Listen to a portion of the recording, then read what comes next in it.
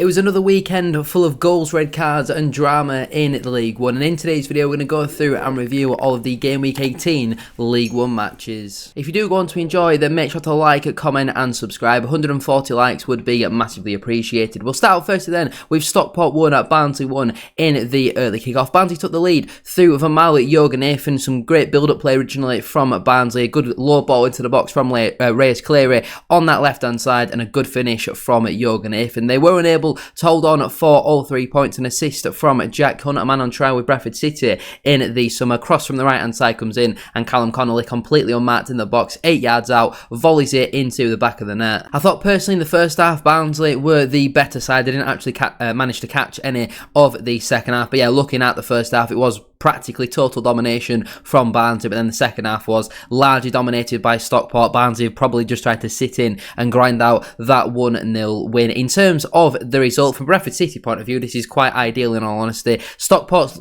winless run does continue, just 1 point in their last 3 matches, and it does kind of bring an end to Barnsley's winning run, but they have still been on a good run of form recently, only losing 1 of their last 5 matches. They now find themselves 3 points off the playoffs with 2 games in hand on 6th place. They win both of those, they're level on points with 2nd place are Barnsley, with a similar amount of games played as a lot of the teams around them. So a good point, I would say, for both sides, given the context. Obviously Barnsley being the away team, but then Stockport being the side that will losing it for so long. I don't think a point for either of these sides is the end of the world in all honesty, and I guess both teams will just move on to the next one. Blackpool 0, Reading 3 was the other early kick-off on Saturday, and again a lot of really poor defending from Blackpool, a few goals that I'm sure Bailey Peacock-Farrell again won't want to see back. The opener scored by Kamari Doyle, some nice play from Reading down the left hand side, ball squared and Peacock-Farrell's just basically not in the goal, and it ends up being a tap-in for Doyle. The second one is a penalty, pretty blatant foul by Michael Hekwe,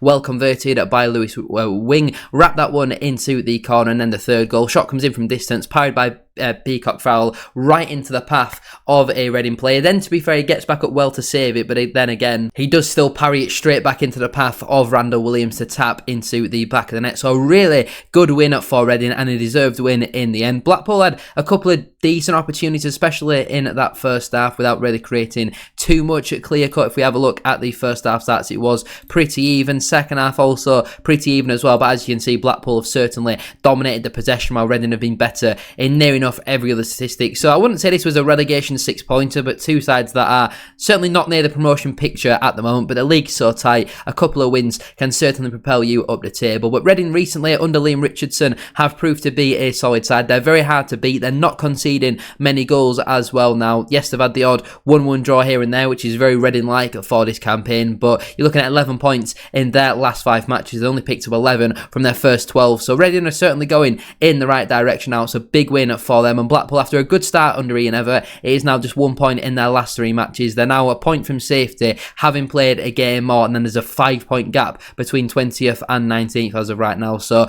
a hammering blow, a hammering blow, whatever you want to say. It's a blow to the head for Blackpool, losing 3-0 at home to a team who were in and around your sort of picture. Not good enough really. Bradford 1, Exeter 0, first win in 8 league matches for the Bantams. The only goal of the game being scored by centre-back Joe Wright. It's important that when your centre-halves are chipping in with goals, it is in these type of matches. Bradford City won promotion last season by winning a fair few games against the teams that are down and around there, 1-0 at home, and this was another one of them for us. Exeter a good side though, I must say. First 15-20 minutes up until we scored, you could see they were coming to frustrate, run the clock down, try and play for that 0-0, but after we got the goal, they were then expansive and expressing themselves, nothing to lose. They were playing absolutely fearless, and they cut us open at times, created some really good opportunities. I must admit, Exeter have been one of the sides that have impressed me the most so far this campaign. They obviously had the ball in the back of the net in the second half, but that was ruled out for offside, and Sam Walker made a couple of very good saves, especially in that second half. He made 3 or 4 really good saves throughout the game. Unfortunately, Bobby Poynton did pick up a booking, so he'll miss Saturday's game against Plymouth, which is obviously the other team over in Devon, so hopefully we can do a Devon double over the next couple of weeks. Looking at the stats then, I'm not surprised by that. It did feel like Exeter had a lot of opportunities without really testing Sam Walker too much, but when they did, he was forced into a few pretty decent saves. They had a couple of big chances. I think the best chance for them probably fell in the 92nd minute, where originally Sam Walker makes a really good save and then the lad just completely blasts it over the bar. But like I say, I was really impressed with Exeter, but we're now starting to get a more solid squad back available from injury. This is our first game in the league that we've started with both Poynton and Sarcevic since Blackpool, and that is actually our first win since Blackpool, so it goes to show how important them two are to our side. And then you look at the league table and all the teams around us. Yes, Lincoln and Cardiff also did win, but then every other team around us has drawn. There was a lot of draws over this weekend, but that is a good result for us. It now puts us 1 point from top of the table, creates a bit of a gap between ourselves and 7th place now. There is a 4-point gap with a game in hand. I think the playoffs is still the expectation for Bradford City, but there's no reason why we can't go on and try and challenge for that top 2. A really good win for us. As for Exeter,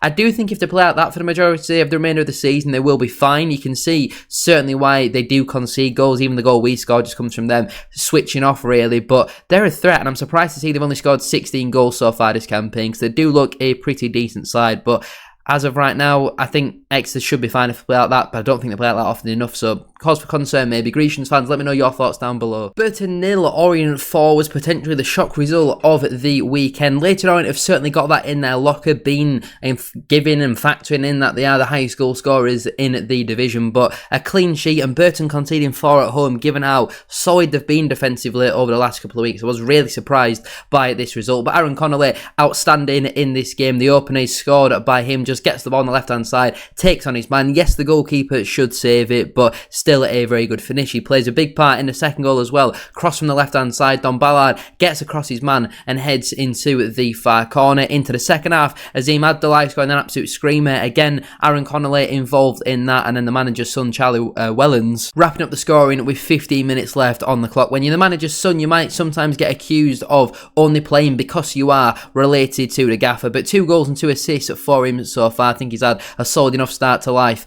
at Leyton Orient, but a really, really impressive result for the O's. They're starting to look more like that team from last season. We all knew it was going to take time. There's going to be a bit of a transition period, but they do look a very dangerous side, and Bradford City play them just before Christmas. They could give us a not very festive result on that day. I mean, Burton being the home side, they're not having a single shot on target. There's an argument that 1-0 Burton could have maybe had a penalty, but Orient total domination really in the end, despite having less of the ball in this game. Looking at the league table then, Orient now scored 29 goals so far this season, the most of any team in this division, but they've also conceded 29, which is the second most now. Plymouth hitting 30s after just 17 games, but we'll come on to them later on in today's video. Orient starting to build some consistency, looking better on the road as well. I mean, they're only 4 points off the playoffs. This league is so tight. It was only 2 weeks ago they were looking at being in a relegation battle. Now they're 4 points off the playoffs, and they're certainly looking up rather than down. As for Burton, first loss for them in quite a while. I'm not really too concerned about them. They are 6 points above the drop zone, and I do think they, as long as this is just a one-off and a bit of a wobble, then I think they should be fine come the end of the campaign. But this league, it's just constantly chopping and changing. It's hard to predict who's going up, who's going down, apart from probably Port Vale. They're definitely down, aren't they? Cardiff 3 and Mansfield 0, a pretty expected result, really, given the amount of injuries that Mansfield have got and just generally the level of squad difference, in honesty. Another big blow for the Stags, Kyle Noyle going off after just 13 minutes, but I was surprised to see the opener scored up from a set play, a corner coming in, a left-footed in-swinger from Bagan, and then Will Fish just practically has a free header into the near post. Yusuf Salic got a second with 70 gone on the clock, a well-worked move from Cardiff, and then the third one scored by Ashford. Again, just a bit too easy, I would say, from Mansfield point of view, but a good win for Cardiff. They've seen a couple of times this season these type of games could have been a bit of a banana skin for them, but I mean, it was total domination, a very well-deserved win for Cardiff, and this is the sort of stats and results that I would expect for them. The majority of times they do play at home this campaign. I think they're probably the favourites to go on and win the league title at this moment in time. They're currently top of the table with a game in hand or two than a lot of the teams around them. Despite that back-to-back defeats, a couple couple of weeks ago. They've now gone on back-to-back wins. It's 3 wins in their last 5 matches, and you look at the form table over the last 10 games, they've won 5 of those. Over the last 15 games as well, they've won 9 of their last 15. Recently, they've not quite been as good as what they were at the start of the campaign, but they're starting to look more like that Cardiff side that we expected. 6 goals scored in the last 2, just 1 conceded as well. The first team in the division to reach 10 wins, which have done from just 16 games. Really impressive stuff at Cardiff City. As for Mansfield, we know they're a very streaky side. They've been on a very good run. They're now on a very bad run given the injuries that they have got. I think it was confirmed that one of their more important players, I can't quite remember off the top of my head, is going to be out for 3 to 4 months. I can't remember who, but I know it was an important player. I watched Nigel Clough's post-match interview. I can't remember off the top of my head. I tell a lie, sorry, that was Idris El Mazouni at Leighton Orient. I've just clocked on there that I got that one completely wrong. But as for Mansfield, their season's not going to be defined by losing away at Cardiff when you've got loads of injuries, but Mansfield just always seem to have a lot of injuries every season. I don't know if it's the way Nigel Clough trains his players or what, but Mansfield always just seem to go on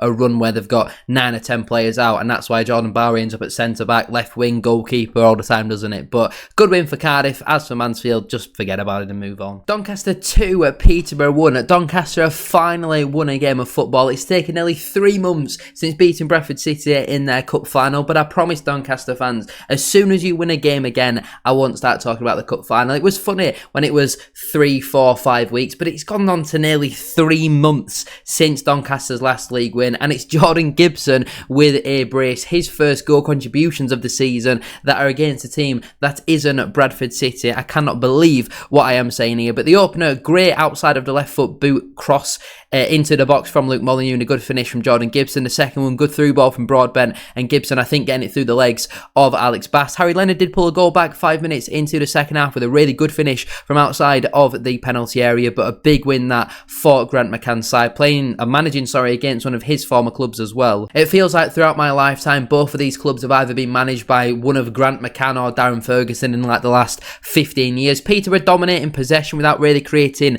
that much clear cut, in all honesty. Looking at the second half, Donny haven't created loads. Billy Sharp had a decent opportunity but put that one well wide. Looking at the league table, then we'll have to scroll quite far down to find both of these sides, but Peterborough, after a good start under Luke Williams, where they scored 8 goals and conceded none against Wimbledon and Stockport, is now back-to-back defeats for them against Doncaster and out of form Stevenage side as well. So they had the new manager bounce. We're now starting to see Peterborough more as the side that they were. As for Doncaster, I'm sure they were delighted to finally get their first win since the beginning of September in the league. It's a big win for them, pulls them away slightly from the relegation zone, now 6 points above the drop, whilst also finding themselves just 6 points off the playoffs at this moment in time. That is what I mean when I say this league is so tight. A couple of results can change anything. Somebody like a Wimbledon could easily still get relegated, and then somebody like a Peterborough probably could go on if they have a really good run and get the playoffs. We're still now at the beginning of December. We can't really be talking about promotions and relegations. It's about just building consistency. Still about getting as many points on the board as you can, and then around February sort of time is where the league table really starts to take shape. Again, unless you Port Vale. Huddersfield 3, Wimbledon 3 was how that game finished, and certainly a very bizarre result. Normally you associate Wimbledon with a lot of 1-0s, 1-1s, 1-0 either way, could be a 2-1, but they've had a fair few of these games so far this campaign. The 3-2 against Bradford City, now 3-3 against Huddersfield. The opener scored by Marcus Brown, some really nice play from Wimbledon, some good composure from Seddon to find Brown, who rolled the ball into the back of the net. It would take less than 60 seconds into the second half before Castledine would equalise. A good finish, to be fair, from just outside the penalty area, and then goes over, runs right to the corner flag, cupping his ears to his own fans. But then it got even more bizarre when Danilo Walsey started doing the same thing just 2 minutes later. I think it was Seddon again with the free kick, poorly saved I would say by former Wimbledon goalkeeper Owen Goodman, right into the path of Orsi, who then just again cups his ears to the Wimbledon fans. Really didn't understand what was going on there. Ben Wiles pulled a goal back with a header before Ryan Johnson retook the lead again 8 minutes later from a set play, and then Alfie May would level things up in the 86th minute. That's a proper type of Alfie May sort of goal, inside that 6-yard box, just poaching to whatever does land. But a good point, I would say, for Wimbledon. Yes, it's disappointing they weren't able to hold on for all 3 points, but looking at the stats here, it was largely dominated again by Huddersfield. We've seen a lot so far this campaign where the stats have looked like this and Huddersfield just haven't quite won. I know Lee Grant gets a lot of the blame, and rightfully so, because I don't think he's a great manager, but the second goal that Wimbledon score, for example, Lee Grant can't exactly sub himself onto the pitch and make Owen Goodman parry the ball away from his 6-yard box. Like, that's basics of goalkeeping. So yes, Lee Grant is not doing a great job at Huddersfield, and I do hope that continues for a very long time, but I do think there is a little bit of fine lines that are not quite going his way at this moment in time. Looking at the league table then, Huddersfield in 8th, having only picked up 2 wins in their last 5. It's just 1 point from their last 6 points available as well. As Wimbledon, they've put a stop to their losing run, which is very important. Getting a draw away at Huddersfield as well is deemed a good result in most contexts, and they're still only 2 points off the playoffs. So again, lots of things can change with this table. There's been a lot of goals in the Wimbledon games so far. They certainly scored a lot of goals, which I didn't think they would this campaign, but a good point, I'd say, for both teams if you factor in context. Lincoln 1, Port Vale 0. The only goal of the game had been scored by Rico Hackett just after the half-an-hour mark, and to be fair, a great finish into the top corner. But again, a lot of concerning signs at Port Vale. I'll say congratulations and well done to Lincoln. I would fully expect them to win. It wasn't the most entertaining of matches, not really. A lot did happen in the game, but fair play to Lincoln. They're back to winning ways now after obviously beating Doncaster, then losing to Wycombe. That is a good result and a clean sheet, which is obviously not something that they've had for a little bit of time since playing Bradford City. So a good win, and important that they did win given the fact they've played one,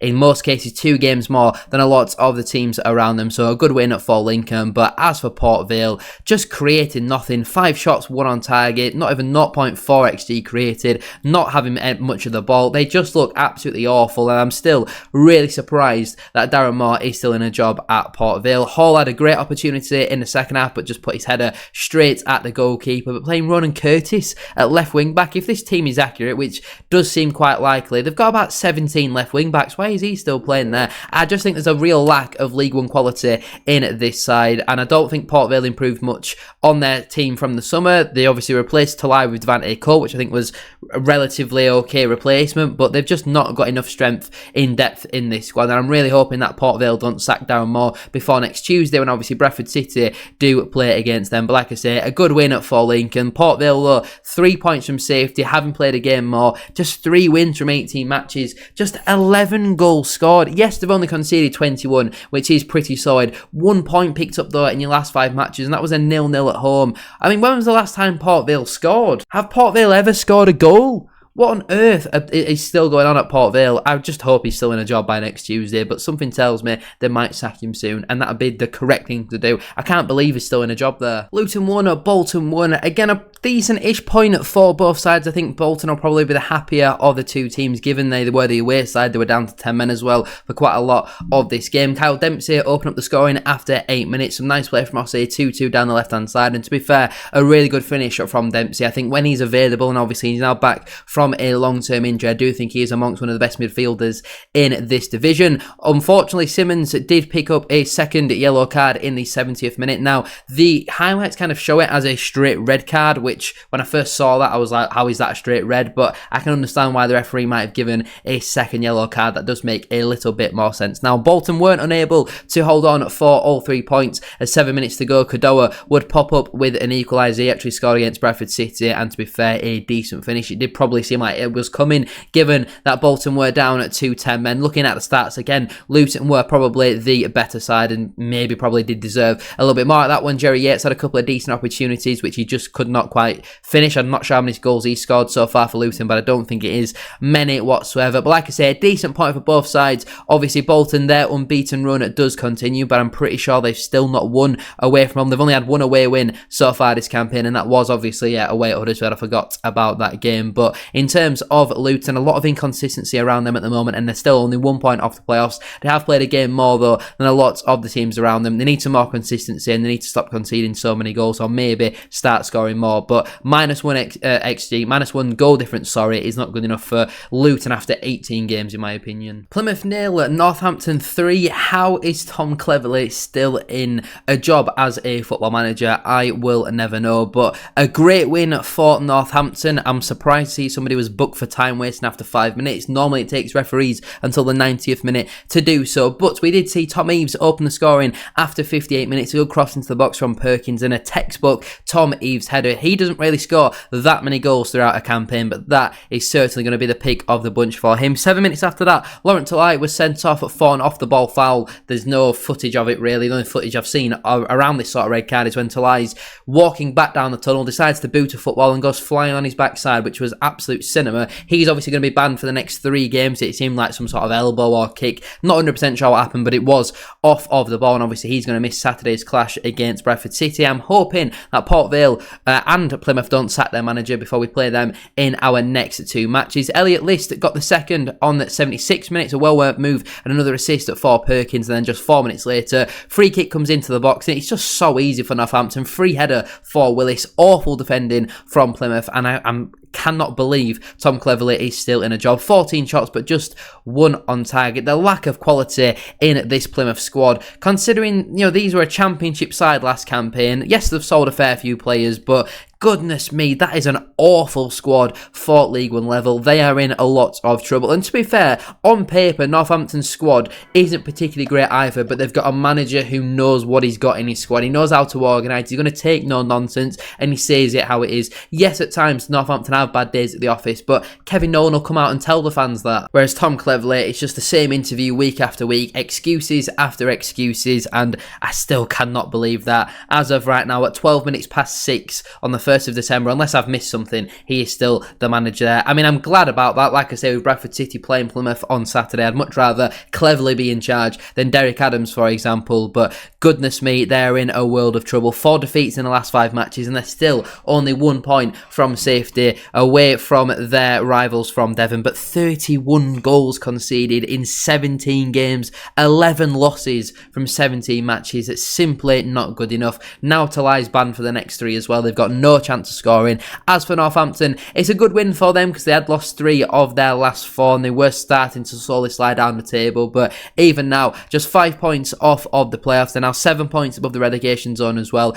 Big win for the Cobblers. That fair play to Kevin Nolan. He's got this Cobblers team in a really good position at the moment. Rotherham 1, Wycombe 1 is the penultimate game for us to go through and talk about in today's video. Mullins opened up the scoring just before the quarter of an hour mark. I think it was on Udimia down the right hand side. I'm pretty sure a former Rotherham man with a deflected cross, and it just fell perfectly inside the box for Mullins to head into the back of the net. Their lead would only last until the 70th minute. Some nice play from Martha down the right hand side. He got a cross into the box and Keane Spence just completely unmarked. 6-7 yards out, something like that. Volleys into the back of the net. Former Barrow man with a very good finish, in all honesty. And I think, again, a decent point for both sides. Looking at the stats, it did seem like quite an even game. Both of these sides had a couple of other decent opportunities, forcing semi-decent saves from both teams' goalkeepers. But like I say, a good point for both of these sides. It maintains both of these clubs' unbeaten runs. You look at Rotherham, very mid-table at the moment, same as Wycombe, to be fair, with 6 wins, 6 draws and 6 defeats from their opening 18 games. But Wycombe have obviously scored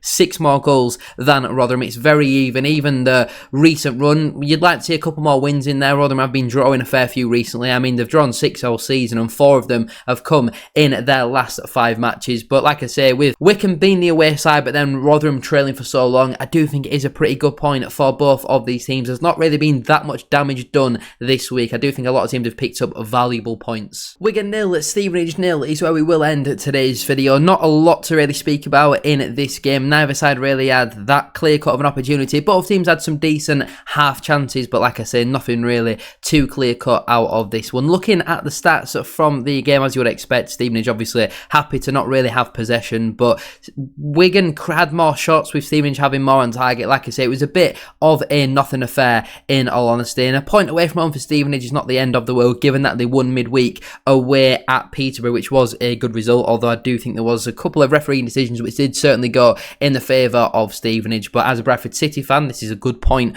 for Stevenage. Obviously, we go 2 points closer to them, given the fact that they do have a game in hand. As for Wigan, it's just very inconsistent. Yes, it maintains their unbeaten run, and it's a good point against second in the table, whichever way that you do look at it, but they just don't score enough goals to really push themselves higher on up the table. And you look at the strikers they brought in the summer, the money they spent on somebody like a Darryl Costello, who had a couple of opportunities in this game. You would like to see a bit more than 17th, I would think, but again, the league is so tight. A couple of weeks and the team that's in 10th could be down in 20th, or 22nd can be up in 14th, or first could be down in 6th. You know, a lot of things can change over the next couple of weeks, and going into the Christmas period, like I say, when you get to February sort of time, that's where you can really look at the league table and think, right, these teams are where they are because they deserve to be there. And I do think it'll take a little bit more shape after that, personally. But anyway, I'm gonna leave it there then for today's video. If you have enjoyed, please make sure to drop a like on there for me and subscribe to the channel as well. If you are new, can we try and hit 140 likes, as I said at the start of today's video? And don't forget to get your thoughts in